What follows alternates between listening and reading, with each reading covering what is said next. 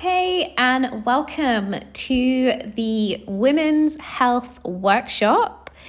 I'm so excited that you have decided to join me online because it just means that you have your health in mind, which makes me so glad.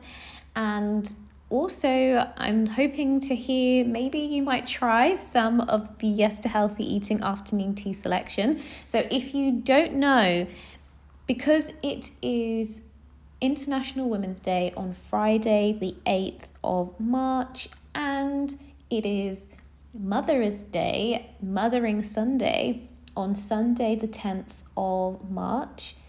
Yes to Healthy Eating, which is dedicated to supporting women. Here at Yes to Healthy Eating, we are having a celebration for 5 days, and it's mainly centered around a health workshop which comes with a Yes to Healthy Eating afternoon tea menu. Now, this is an in-person event. However, because I am very much connected with women across the world and because of committed schedules, there is a virtual element so that anyone who wants to can participate. Now, over the course of the 5 days, some of the days include this health workshop and also the in-person health workshop. But on the other days, I've been releasing some recipes in relation to baking and afternoon tea so that if you want to, you can watch this recording with those baked items. The Yes to Healthy Eating afternoon tea menu is divided into 5 sections. Section 1, 2, and 5, savory selection, light bites, and hot drink selection, can be found on the Yes to Healthy Eating website within the recipe library. So that's yestohealthyeating.co.uk/recipes, and accessing the library will enable you to discover these recipes. The mini scones, the lemon and coconut torte, and La Bougie brownie is on the YouTube channel, and you'll find how to make them there. If you want the extra recipes, those will be gated within the library. Now, why a nutritious afternoon tea menu? Of course, there is absolutely nothing wrong with going to your regular afternoon tea supplier, if you have one, and having cute looking cakes and appetizers, which are high in sugar and low in nutrients. This is okay, this is fine to do. However, why not make every bite count if you don't feel like you're compromising? And that is sort of the passion and the vibe behind the Yes to Healthy Eating afternoon tea menu. It's not that you shouldn't go elsewhere to never eat something that contains sugar. It's more than that. It's more directed at actually we can make baked goods taste really good and be filled with nutrients that our bodies are saying thank you to. So if I just go through some of the items, the mini scones are high in fiber. They are used making spelt flour. We've got some raisins in there, and they are just so cute and mini and go really well with some strawberry jam, especially the strawberry jam that I recommend, which is only made with fruit, which is amazing. But if that's not available to you, any strawberry jam would be fine. Then we have the lemon and coconut torte. Now, if you're not familiar with a torte, it's a dessert that originates from Europe, and it has a more richer, denser, and decadent texture than your regular cake. This particular recipe is got lower sugar glaze on the outside of it. So typically, if you're making glaze, you use icing sugar and maybe lemon juice or water, and you sort of slather it on, mix it up, slather it on. But this recipe uses organic agave syrup, brown rice milk, and corn flour to make the icing, in a sense. And it's topped off with desiccated coconut and some lemon zest. Highly recommend all of those layers together. It is truly decadent and delicious. It's so good, and it's because it's dense, like you really feel satisfied. Sometimes I think like when you're eating cake, for me anyway, if I'm having cake that is really good, I'm like, I need another piece. I would like another piece. I would like another piece. if it's extremely good, that's my sense. But the reason that happens, one of the reasons, is because it's lacking the nutrients that make you feel full.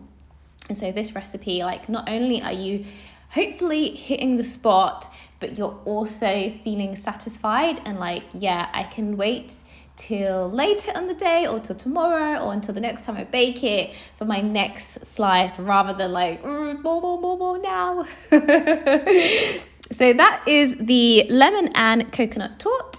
And then we also have La Bougie brownie. I really wanted to include a vegan and gluten-free sweet selection into this menu because, of course, there are people who, due to restrictions or choices, aren't eating gluten, aren't eating anything made that is an animal product.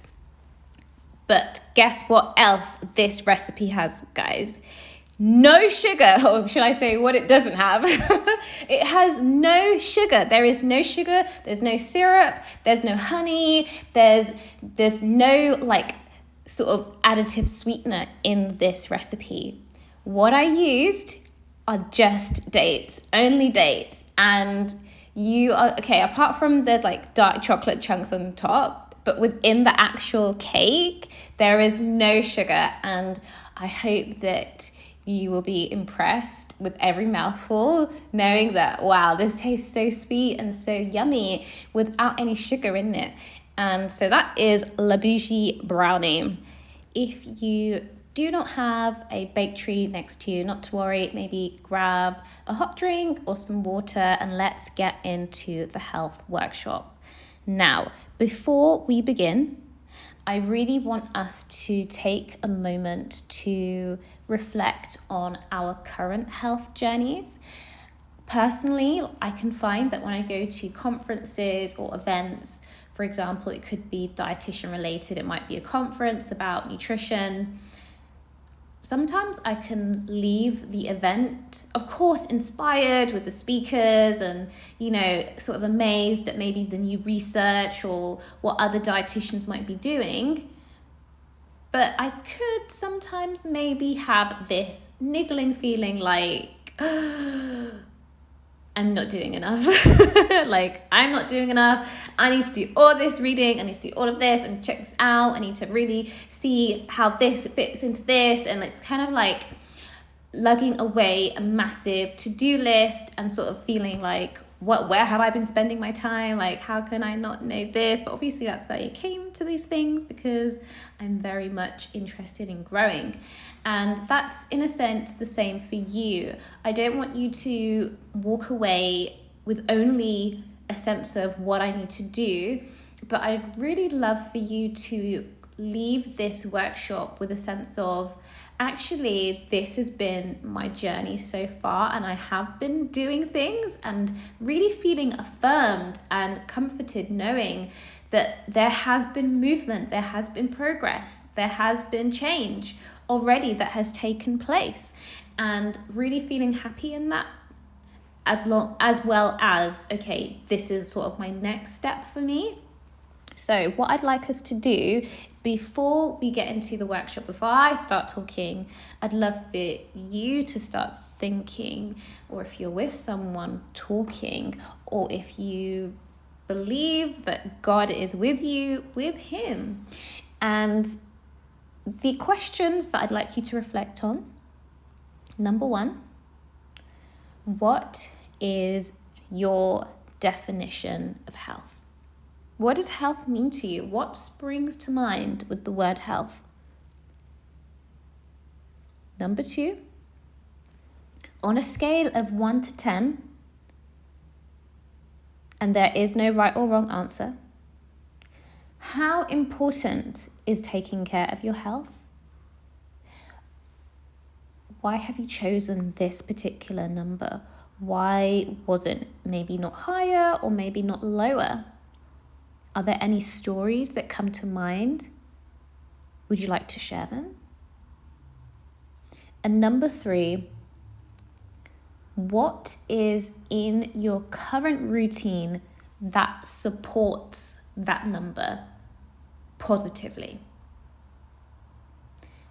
Before we go any further, I'm really going to allow for a place to pause and reflect.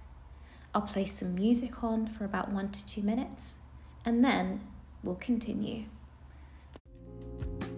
Life is for living. Here's another year to share. All you've been given. Let the doubts and fears disappear. Life is for living. Here's another chance to make it count. Do what you're doing. 'Cause life is for living. Life is for giving. Give it what you feel you want the most. Choose to believe it. All your hopes and dreams will be yours for the taking. No more mistaking. This year is your year. Every success will be a testament of the hard nights work and the lessons learned. Every struggle will be a new model of the faithful fight and your strength and mind. Life is for living. Life is for giving. Time to believe and receive in all of the things you achieve. Life is for living. Life is for giving. Time to believe and receive in all of the things you achieve. Great. And if you would like to share some of your reflections with me, I'd be happy to hear and chat with you also. So today's nutrition talk is called Nutrition in Pregnancy, What I Wish I Knew. And as I've hopefully mentioned, or hopefully you've seen, if you're thinking, oh, I'm not planning on being pregnant, or that's way off in the future, this talk acknowledges all of that, and it's really an opportunity to raise awareness of a topic that's really dear to my heart. And it will be talking about general lifestyle practices for healthy living and general disease prevention. Before we begin, I thought I'd introduce myself just in case you're new to Yes to Healthy Eating and you're getting to know me, you're getting to know what it's all about here. If you came to the talk, I would have shared this story with you, and so I don't want you to miss out too. So in terms of how did Yes to Healthy Eating begin, it was in November 2020. Actually, let's go a little further backwards. So before I even thought about Yes to Healthy Eating, before it was in my mind, I was working as a general dietitian in a hospital. I was an acute dietitian, which means that I would see patients who were admitted to a hospital primarily. Maybe here and there I'd cover for another dietitian, and I'd see patients who actually had an appointment in an outpatient clinic. However, for the majority of my time, I would see really poorly people and take care of their nutrition. After a while, I thought to myself, this is great, this is nice, but I'm ready for more. I want to specialize into an area. I want to focus on a particular condition so that I can grow my expertise in one direction rather than general dietetics. And so I became a specialist stroke dietitian. Now, if you're not aware, a stroke is a medical emergency where a person's blood flow in the brain has stopped. It can make them unconscious. It can make part of their body become really weak. And in short, they need to be rushed to the hospital for life-saving treatment. And so I would see these types of patients. Now, often these sorts of patients have their muscles in their throat not working properly because of the blood flow supply that has stopped in their brain. And so they would receive a long tube funneled into their nose and positioned down past the esophagus into their stomach, sometimes lower, and they would get nutrition pumped into them because they still, they need to eat, they need nutrition to recover and to get them through this. We all need food to eat. We all need food every day, but how much more when someone is like fighting a disease and trying to recover?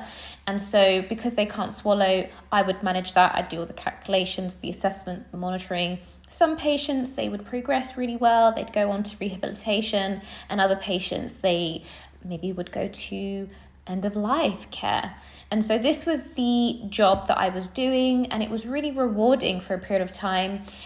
But after a while, I thought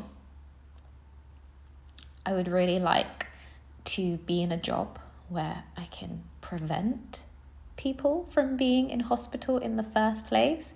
And even as I share this story, I just remember one woman working on the stroke ward. She was a discharge facilitator, and she was at an age where society would say it's time to, settle down, think about retirement. But she was like telling her story where she actually pivoted and went back to education and followed her dreams. And it was like a confirmation, you're just randomly on the ward seeing patients and going about your day.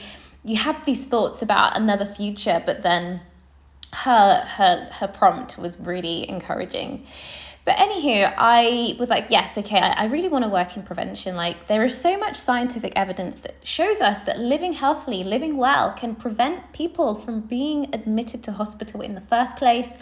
And we know, especially when it comes to weight as well, in relation to cardiovascular disease, heart disease, and other sorts of diabetes and conditions that are highly prevalent at the moment, we know that prevention is a real way to reduce the incidence of this occurring. And so that led me into my passion for obesity and weight management. And I initially thought that, yes, I will just do sort of healthy living work and, weight loss work. That would be really cool. And I opened my first program called 10 Kilogram Fat Loss Academy. And when I opened it, two striking things happened. Number one, only women signed up. And number two, women who consider themselves to be Christians signed up. And I thought, oh, okay, that's interesting because, in my day job, I see a mixture of males and females. And in my day job, I don't speak about faith and I don't speak about religion. We just speak about nutrition. So as I was preparing for these coaching calls, the Lord was really speaking to me about linking nutrition and faith. And I was like, whoa, okay, this is really amazing that the Lord has a word for these women. And it just relates to nutrition. I never really had it fused together so much apart from in that period in terms of talking to people about nutrition and faith. And so I thought to myself, okay, yeah, I think Yes to Healthy Eating is leading more towards this direction. I think this is where I'm being nudged to niche down. But another thing that came through that time period was that I was not even cognizant of this, okay? So I was coaching these women about their weight and their wellness, and I would hear their stories and sort of what they have to experience at that weight, the stigmatization, people getting involved in their life when they should mind their business or not getting involved in a way that is received as a loving way. And so as I was listening to these women's stories, I was like, oh my goodness, whoa, hold on a minute. I can completely understand what you're telling me because I went through the same thing. And so what happened was I started Yes to Healthy Eating, just thinking about healthy living and prevention of disease and reducing hospital admissions. But then I thought, wait, this has become way more personal because I struggled with my weight from youth, from a child up until my early university days. You know, I was the bigger kid at school, and I was age 12 wearing adult size clothes, 16, and I was on this yo-yo journey. But as I was building Yes to Healthy Eating, I was not very cognizant of that part of my history until it was sort of drawn out of me speaking to these women. And so Yes to Healthy Eating is very close to my heart because I've experienced a lot of the things that the women I coach have experienced, and them hearing that and being encouraged with that encourages me, like, Lord, like, you're using that part of the history to be a blessing to other people. And so Yes to Healthy Eating is dedicated to empowering women to say yes to a happy, healthy, and delicious lifestyle in Jesus, okay? Healthy eating and deliciousness is not a mutually exclusive event, and I hope to encourage you more and more in this concept also. Okay, so on to today's talk. I really want to highlight as a core message about the differences between a proactive and reactive approach to healthcare. And I love this Bible verse. It's in Proverbs 22 and verse 3 in the Living Bible. It's a translation that I highly recommend. From what I know, it's not well known in my circle. And so I definitely want to let it like proliferate because it's quite an old version, but it's filled with so much beauty and it articulates truths really well. And it says, "A prudent man foresees the difficulties ahead and prepares for them. The simpleton goes blindly on and suffers the consequences." And what I'm sharing today, I really want it to become common knowledge in terms of women taking care of their health. So I haven't mentioned this before, but outside of Yes to Healthy Eating, I work as a specialist maternity dietitian. I actually run the dietetic service in a hospital for pregnant women, and I work with women who are considered to have a high risk pregnancy due to health risk factors, and also women with any type of diabetes. So that would be type 1, type 2, or gestational diabetes, or any of the types of diabetes, but mostly these are the ones that come up. And in particular, gestational diabetes, which is the type of diabetes that occurs during pregnancy. And I'm going to explain that a little bit more as we go into the talk. So what happens, especially with pregnant women with gestational diabetes, is that they get to their appointments and they go through the journey of their trimesters and working with the healthcare team, and they might do a blood test, and then lo and behold, they find that they have gestational diabetes. And some of them are very upset, of course. You know, having a child and being pregnant should be really much a joyful journey as you are bringing new life into this world, and, you know, all the preparation and all the celebration that comes with it. And to be told that you have to, number one, test your blood sugar levels 4 times a day, every single day until baby comes, with a finger prick test, and to have extra appointments, constantly visiting the hospital, constantly having your schedule interrupted by a condition, is really not the happiest news that anyone wants to receive. But what some of these women tell me is that I'm so shocked, like, why does this happen? And they start to list certain lifestyle practices that they've been engaging in as a reasoning as to why they shouldn't have gestational diabetes. And some of the things that they list is like, I'm just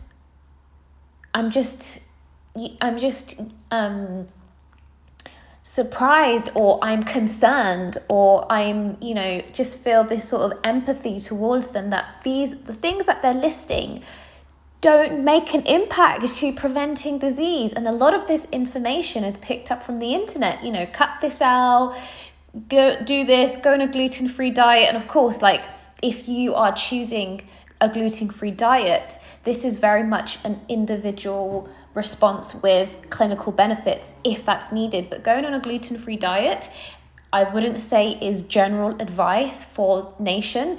A good example to illustrate this is, for example, a woman might have a blood test and it shows that her iron levels are low. So she takes the iron supplement, and before doing that she's been feeling tired, lethargic, low in energy, not feeling great in herself. But she starts taking this supplement and all of a sudden it's like, whoa, like I have all this energy. And maybe she shares it with her friend and says, oh, I've started taking this iron supplement, it's great, like I have all this energy and like I'm ready to go, like I'm ready to do all these amazing things that I couldn't do because I was so tired and so drained. Her friend might take this iron supplement, and when they meet again, the friend might say, you know, I tried the iron supplement, but I didn't feel the difference. Like, it just didn't do anything for me. But the difference between the two women could be that one had a low iron confirmed by a blood test, whereas the other may have had normal blood results for iron. And so there wasn't going to be a clinical indication for the other woman who just tried it to have the supplementation. So I hope that makes sense. So that's the way I would view a gluten-free diet. If there are clinical benefits for you on an individual basis, that's fine.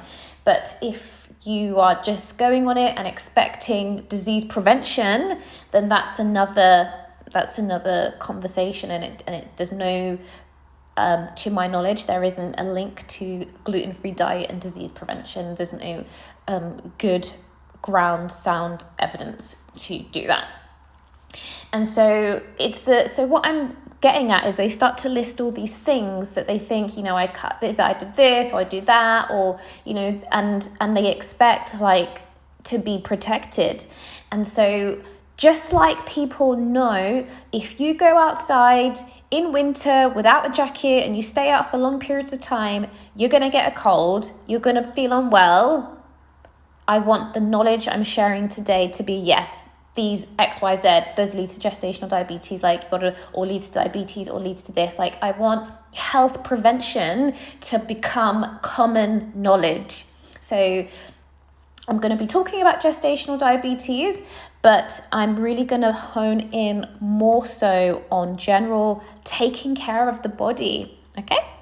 So this talk will be split up into what is gestational diabetes, what are the risk factors for gestational diabetes, and what lifestyle practices can I incorporate for general disease prevention and healthy living. Diabetes and gestational diabetes is on the rise. Now, gestational diabetes is the type that occurs during pregnancy, and what happens is the body is releasing hormones, preparing for delivery and for general pregnancy terms, and it can make the body insulin resistant, pushing up the blood sugar levels. Now, a good way to understand what is diabetes is to think about what happens when any person eats any type of carbohydrate food. So a carbohydrate food could be an apple, a piece of fruit, it could be rice, pasta, potato, yam, plantain, it could be dumplings, anything that's got flour in it. When this goes into the mouth and into the stomach, the body breaks it down into glucose, and then the glucose enters into the bloodstream. Now, this glucose shouldn't stay in the bloodstream. It needs to be distributed through the body into the cells so that it can give the body energy to do everything like blinking to more strenuous activities like running. However, in order for the blood sugar to enter the cell and be used for energy, a hormone called insulin is needed. If the insulin is not working properly, the blood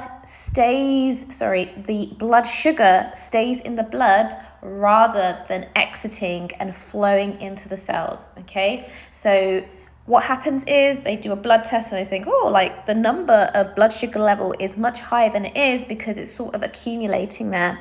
And then this has negative consequences for mum and baby. I'm not going to be focusing on what happens.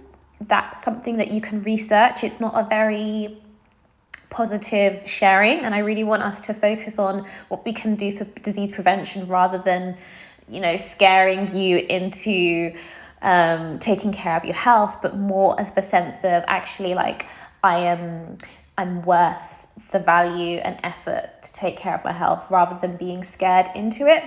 So I'm not going to go into what happens because of that for mum and baby. It's not great at all, and we're going to move on to what are the risk factors for gestational diabetes.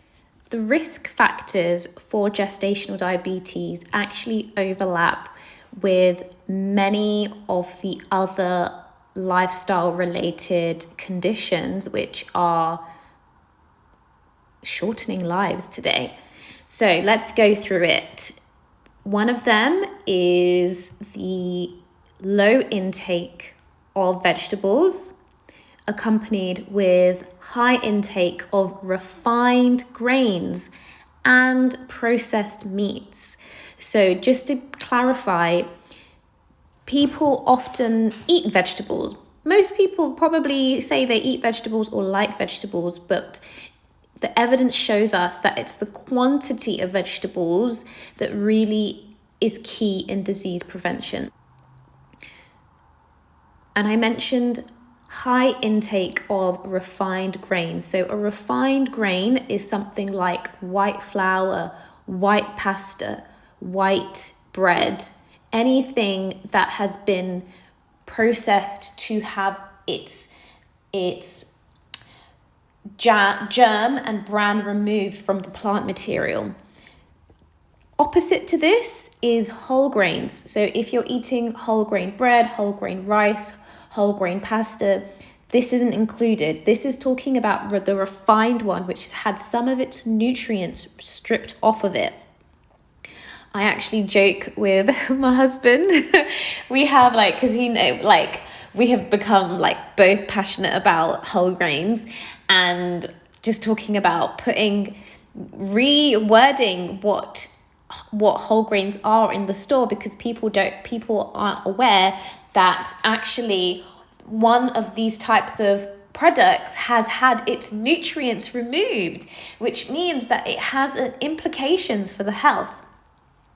But yeah, so that's refined grains. And then processed meats is referring to meats that are high in saturated fat, so your fatty meats. So anytime you can see the white marble, lots of white marble on the meat, that it would be considered a fatty meat. Whereas if it's lots of red on the raw meat, then and less of the white marbly texture, that's more of a leaner meat. Sometimes you see in the store it says 5% fat pork, 5% fat any sort of meat. This would be a type of meat that is low in saturated fat.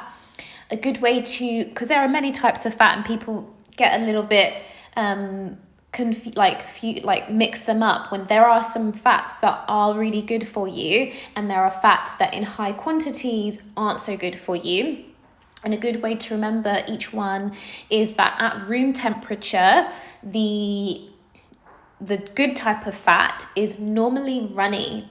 So for example, olive oil, any sort of oil that flows, whereas if it's hard at room temperature, it's normally higher in saturated fat.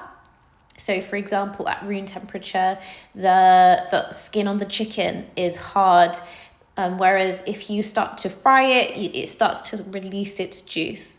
So that's a good way to remember it. The other thing is sugar sweetened beverages. So drinks that are high, that have been lots of sugar added to it. So I'm not going to name them, but the main fizzy drinks on the market, the ones that add lots of sugar. This sort of dietary pattern is linked to increased oxidative stress and risk of diabetes. Another area is low physical activity. And we're going to be talking about the type of activity that I recommend. And the last risk factor that I'll be mentioning today is having a BMI 30 and above. This is one of the main risk factors. The higher the BMI, above 30, it's more strongly related to risk of gestational diabetes. And this is also a key reason to discuss this now, because once a woman becomes pregnant, altering that BMI or weight loss is not a priority at all. So being prepared years in advance, especially if you want to alter your BMI, because if you're thinking about a sustainable approach, time is really needed. Going on these quick fix diets for 5 weeks, 6 weeks, or cutting things out, these things doesn't necessarily mean that you're going to have long-lasting results. And the long-lasting results is what is going to link to that decreased risk of gestational diabetes. Okay. Now, on to what can I actually do? Like, tell me, Sam, like, what can I do to actually prevent? What can I do that are lifestyle practices that I can incorporate becoming a habit that will set me up for good health in the future? And here they are. I wanted to be specific and give you 5 so that you could maybe look at one and think, okay, like this year I want to maybe look at one of these, or in this quarter of the year I want to look at one of these, or just consider what is possible for you in the now. Don't feel like you should go away today and think, okay, tomorrow we are doing 75 minutes of exercise and then I'm going to ask my GP to test every week and I'm going to do this and do this and do that. Don't feel the pressure to change immediately. Remember what we spoke about at the beginning of this talk. You've already been making steps. It's now a question of what is my next step. So let's go through it. Number 1, 75 minutes of rigorous cardiovascular exercise weekly. This is one to especially increase at a sensible pace, because you want to prevent injury, and also if you try to do too much too quickly, you might suck out the joy of recognizing the progress that you're making and feel like, oh, like my body is like in too much pain, like maybe it's not for me. So 75 minutes of rigorous cardiovascular exercise is a key, because often people might be doing cardiovascular exercise, but the pace at which they're doing it and the progress at which they're making, they might not recognize that actually it may not be linking to the benefits that they want to achieve. Or exercise is great, walking is great, but getting your heart rate going is where we know some of the juiciest benefits lie. Number 2, if you have a BMI over 30, you can ask your GP to check your cholesterol, your triglycerides, and your HbA1c yearly. It will give you a good idea as to how things are in your biochemistry and give you a good idea as well, if you make changes, how that's impacting your biochemistry. I was speaking to a lovely lady just last week, and she was sharing with me how she lost 10 kilograms over the course of a year working with a dietitian. So I work with this wonderful colleague, and she told me about how, you know, the fat on her liver has gone, like she doesn't have a fatty liver anymore, and, you know, her cholesterol's come down and all of this. And I was like, oh, that's exactly what I want for everyone who may have a raised BMI, to recognize that it's not about fitting into the society or just doing it for other people, but actually this is your health, and seeing the visible results, like through confirmed doctor reports, was just great news for me to hear. So if you have these tests, you can see for yourself actually like, whoa, like these small habit changes are actually making a difference to my to health markers. Number 3, increasing vegetable intake to 240 grams 5 days a week as part of your long-term goal. This would be great for you if you can slowly build up to this. Number 4 is to introduce snack-free days and ensure nutritionally adequate meal size. Snacks, there are quite a few opinions about snacking and healthy living. Where I stand, I recommend for most of your weekly activities to have 3 nutritionally adequate meals as opposed to snacking in between, and building up to that in a sustainable way. If you're snacking every single day and you've been doing that for the past 10 years, like going snack free immediately is going to be an uncomfortable experience for you and an unnecessary experience either. If you're unsure about nutritionally adequate meal size, without much further consultation or research, increasing good sources of unsaturated protein will be a good way to start. And number 5, assess your dietary intake of whole grains and calcium. And if low, experiment with recipes that you'll enjoy. Also, consider supplementing with multivitamin, especially if you are mostly eating refined grains. That will increase the nutrient profile of what you're having. Of course, the natural sources are more bioavailable. The body takes it up better. But if you get a good supplement, this will be really helpful. And yes, this will prepare you for the future. So it was great sharing these tips with you and thank you for spending your time with me and inviting me into your health journey. And if you want to further work with me, I am available currently through the 365 Health Plan, and you can visit my website for further information. If you want to experiment with healthy recipes, then I also have a recipe library, again, available on my website. I wish you a wonderful weekend or time wherever you are, and happy International Women's Day.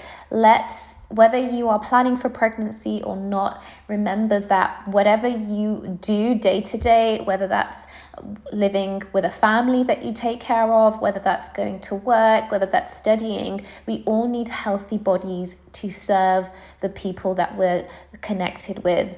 And so let's really bear in mind that health is a priority, because it lays a foundation for all that we do. The thing that I think about is those patients that I served, being admitted to hospital interrupts what they were doing. But if we live healthily, we can continue birthing what we enjoy. Health and blessings to you. Bye.